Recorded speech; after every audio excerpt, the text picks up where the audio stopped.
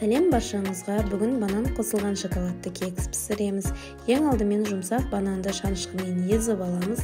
Ыдысқа 3 жұмыртқаны 2 қасық балды салып араластырып аламыз. Оның үстіне қантты салып, тағы да ерігенше араластырамыз. Үстіне езіп алған бананды қосамыз. Кішкене араластырып, сұйық май, сүтті құйып, жақсылап барлығын араластырамыз. Үстіне електен өткізілген ұнды, какаоны, қопсытқышты салып, араластырып, сұйық қамыр дайындап аламыз.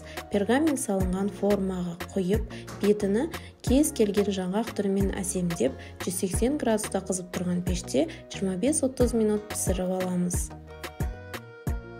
Үстіне жағуға қара шоколадты микротолқынды пеште ерітіп, үстіне сүт құйып араластырып аламыз.